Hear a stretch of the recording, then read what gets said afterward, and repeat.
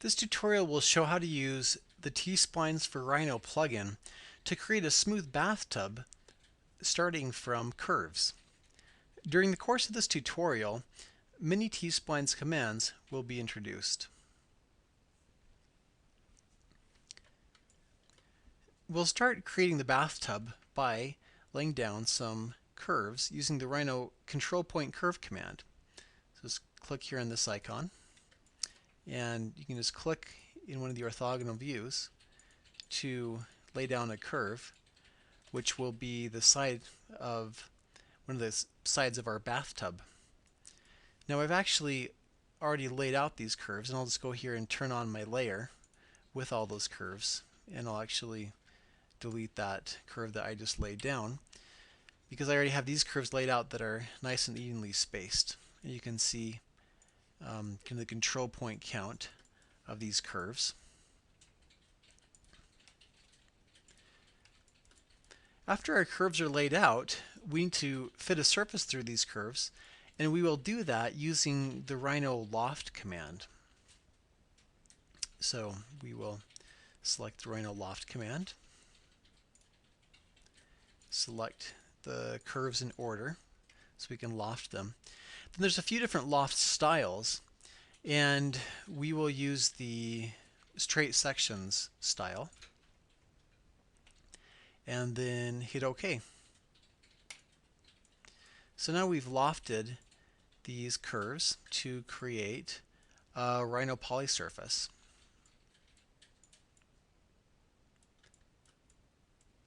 Let me change my display so it might be a little bit easier to see this now. The next step is to convert this to a T-spline surface. So to convert it to T-splines, we use the convert to T-splines icon. And actually this whole toolbar contains the T-splines commands. Everything else in my display is Rhino 4, and this toolbar is the integrated T-splines plugin. So to convert this to T-splines, I can just click the convert to T-splines icon and then select the poly surface. You can tell that actually I'm not able to select the poly surface because it says I need to select a surface or a mesh to convert to T-splines, and this is a poly surface. So let me back out of this command and first explode this poly surface. And so that's exploded it into 3 surfaces. And now I can use the convert to T-splines icon to convert them to T-splines. You can see after the conversion to T-splines, the surfaces remain the same. This is a lossless conversion. You can actually convert any untrimmed NURBS surface to T-splines. Just going to go ahead and turn off the layer with those curves to get them out of the way. So now what I have is 3 T-spline surfaces, and I need to connect them in a smooth way to create a single smooth surface. We can do that using the tsMerge command, which will merge T-splines edges. So in order to select the edges, what I'll do is I'll turn on the T-splines manipulator by clicking on the translate icon. This brings up a heads-up display, which gives me different manipulators, the translate, let me go back to the shaded mode, rotate, and scale manipulators. Also, it goes between the different modes of selection, so object mode, vertex mode, edge mode, and face mode. And then there's some other options as well. So I will go to edge mode and select some edges here. You can see the T-spline selection inside edit mode is different than the Rhino selection. We have pre-selection highlighting. So when I click here, I'll just click and select the closest T-splines edge. So you can see I've selected one T-splines edge here. There's actually 2 coincident edges here because of the 2 different surfaces. And the easiest way to select each of those edges is by crossing selection. So to do crossing selection, just click off to the right of the grips you want to select, and then marquee select by clicking and holding and drawing a box, and whatever grips that box crosses will be selected. So you can see that selected both of the T-splines edges on the border edges of the respective surfaces. So now I have that selected, and I'd actually like to merge the entire border edge loop here, not just those edges. So to select the border edge loop, I will go inside the T-Splines selection tool. So I'll click and hold to pop out this toolbar, and then I will select the Select Edge Loop command. You can see how that selects the entire border edge loop of both of the edges selected. So I have 14 edges selected now. So now to merge those, I just run the merge edges command. You can see it will merge those two surfaces into one single curvature continuous surface. Now I'll go ahead and do that one more time with these two surfaces.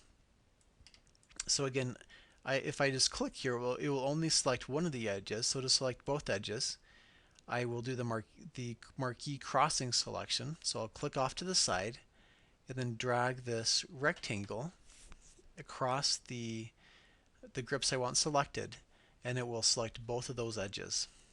Then to select the whole edge loop, I do the Select Edge Loop command, and that will give me the 14 edges, the 7 on each surface border.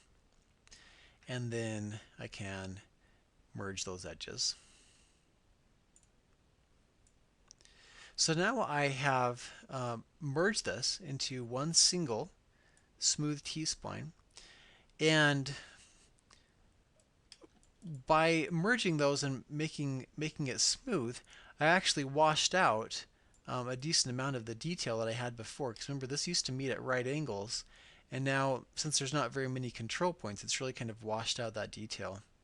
So I'd like to add some definition back in here, kind of tighten up these angles. And the way to add more definition or a tighter curve to a T-spline model is by just adding more control points, because the closer the control points are, then the tighter the surface will be. So one way we have of adding more control points is by adding an edge or an edge loop.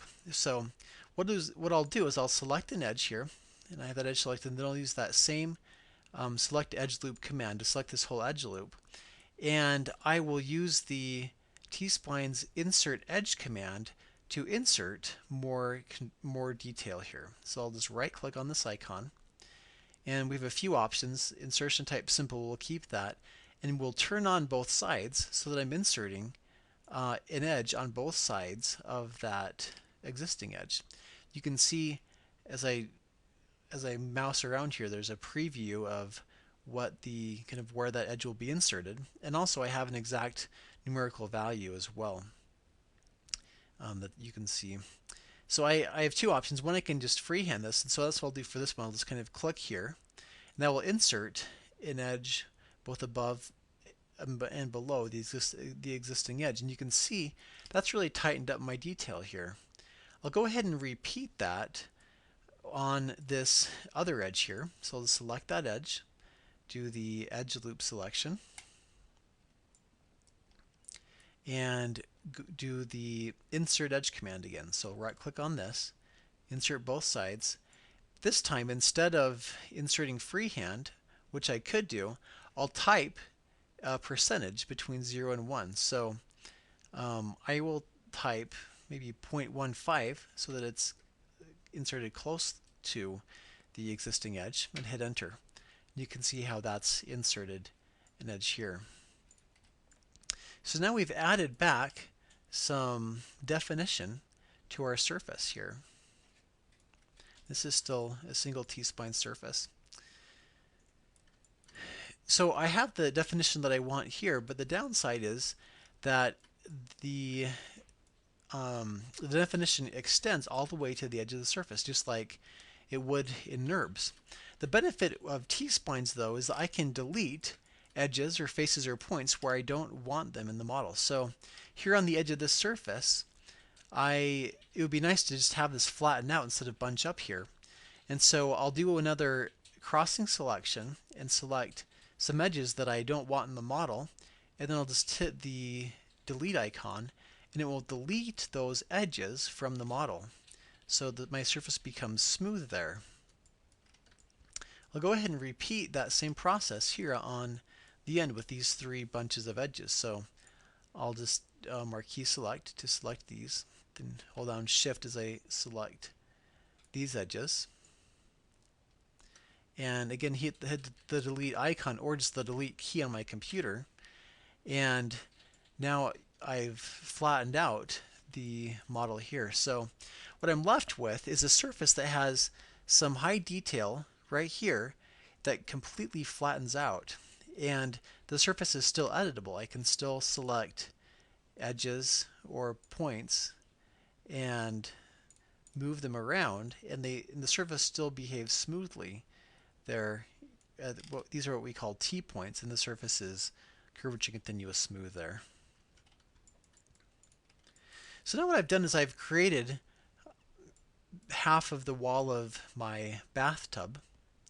And if I was creating this in Rhino, I could probably mirror it and then add a bottom on and fillet it and finish off my bathtub. But with T-splines, I have an option of having a little bit more organic control over the surface. So I'm going to create the whole tub as a single editable T-spline. So to do that, I need to add a little bit more control to my surface. So I'll select an edge down here, and then I will select the whole border edge. In the past, I've been selecting the edge loop like this. That works. Another shortcut, though, is if I just double-click, it will also select the whole edge loop. So I'll select that edge loop there, and then I'll use the tsPlines extrude command. You can extrude both edges and faces, and since I have edges selected, we'll just extrude this edge, and you can see it's added a new edge there, so I can extrude my surface downwards. So I'll extrude that downwards just a little bit. I'll also switch to my scale manipulator and drag that box to scale in 3D, to scale that in. So I'm kind of adding a little bit of a bottom now. Then I'll select these three edges again and do another extrusion. So I'll click on the extrude edges command. And this time I'll actually drag my x-axis on my translate manipulator to extrude those edges straight perpendicular to my surface. So you can see now I'm really adding a bottom onto this tub. I have the middle part down, and now I need to add some bottom here, and I'll use another command for that. I'll use the append face command. And before I switch to the append face command, though, I'm going to switch from this smooth T-splines display to what we call box mode. So I can access that by clicking the smooth toggle icon, clicking on my T-spline and hitting enter. You can see now my T-splines model is displayed as a boxy mesh, which just makes it a little bit easier to see the topology of my surface. And this is how I prefer to work when I'm adding faces. So I'll use the append face command now. Click on the T-spline, and then just click on the corners of where I want this face to be appended. After I click on the four corners, then you can see the dotted line shows that the face will be brought back to my starting point. So I can just hit enter, and it will add or append that face there. I can append another face here, so let's go through that command again. Click on the append face command, click on my T-spline, and then click on the different points of the face. And then hit enter.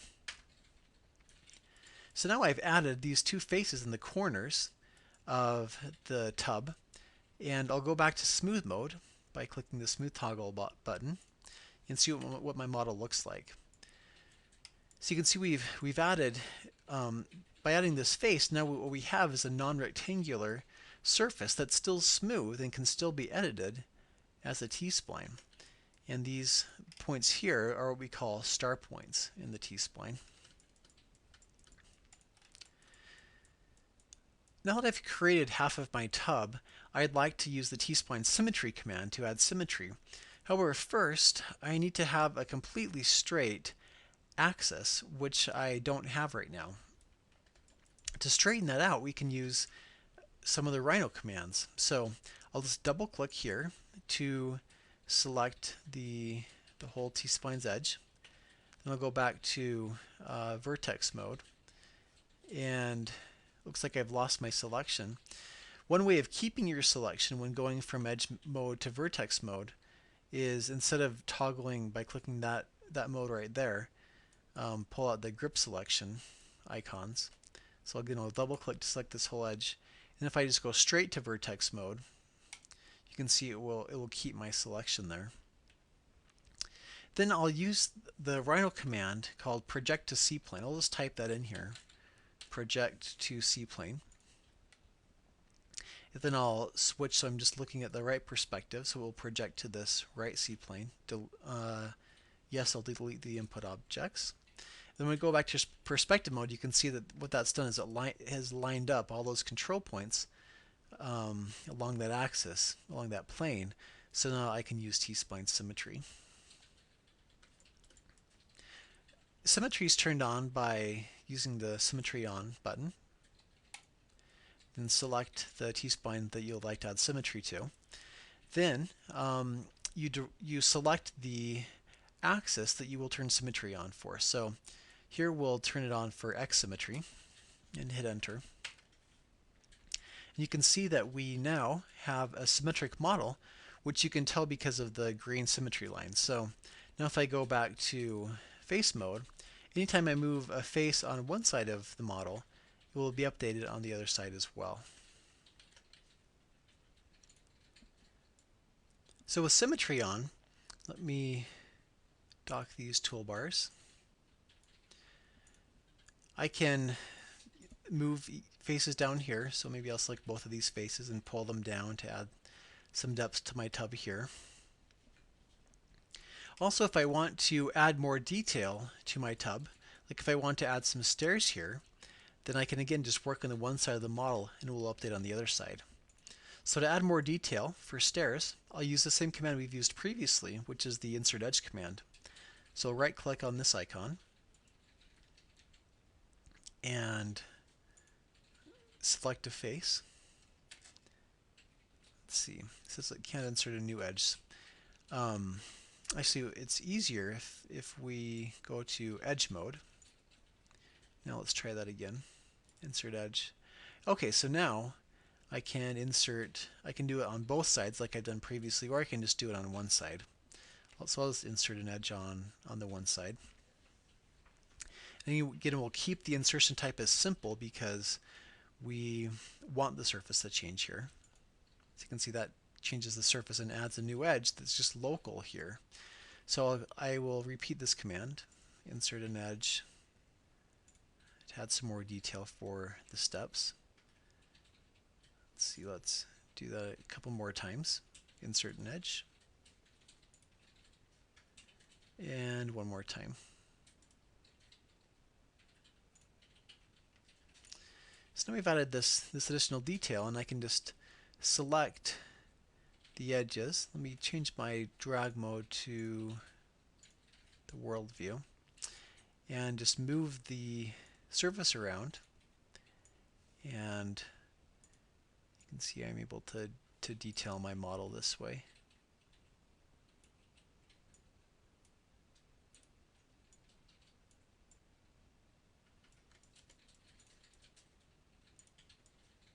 Just add some gradual steps there.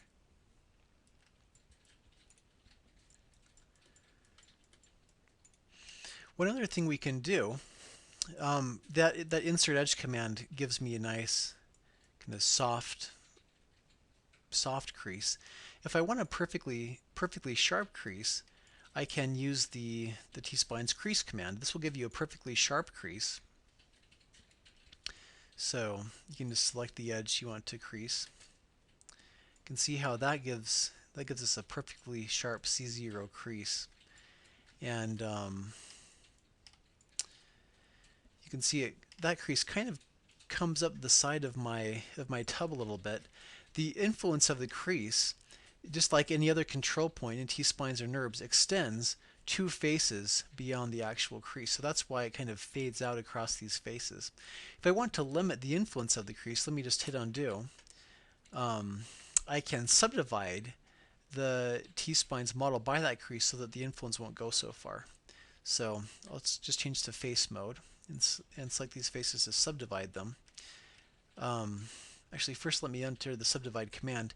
We've been doing the simple option every time we've been adding geometry, but if we want to do the exact option, then the surface will not change at all after the new geometry is added. So I'll do exact and hit OK. And what this will do is it will turn off symmetry when we do exact insertion. But you can see it's added more geometry and the surface hasn't changed at all there. So now as we crease,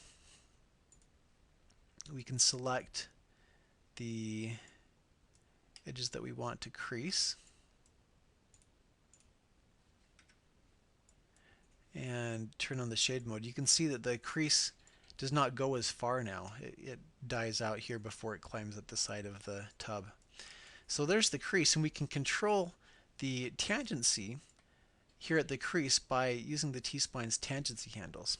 So before I turn on the tangency handles, I'm just going to first move some of these faces down so they're coming in a little bit better. Actually, let me select these ones too. Coming in at a better angle to that crease.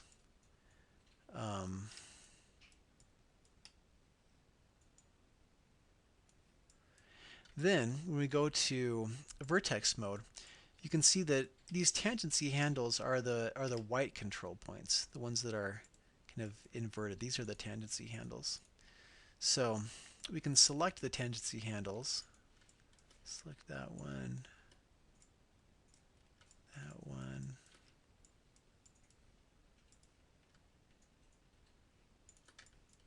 and this one. And then as I move those tangency handles, you can see the tangency coming into the crease changes. So we can make that flat.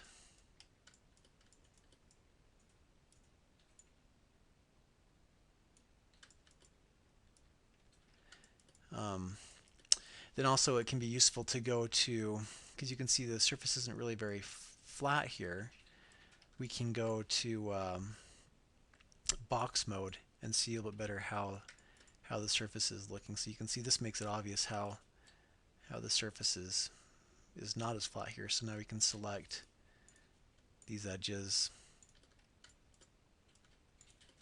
or it's probably easier to select these faces and bring them down so that my model's coming in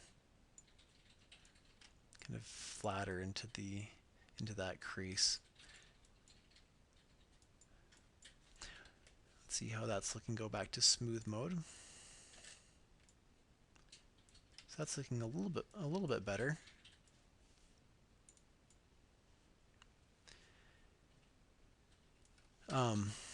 Another trick we can use to get this flat is to, let me just select all of these faces. We can select all the faces and then go to vertex mode and use the flatten points command, and that will flatten all those points to a plane that passes through the points. So let's see, it looks like that worked pretty well. We still have a ridge there. Maybe that's with the tangency handles. Let's see how the tangency handles are looking now. Yep, you can see how those tangency handles were not flattened. They're just kind of pointing up like that. So now if we grab the tangency handles, we can pull them down, and now we've got a pretty nice looking flat transition into that sharp crease here on that model.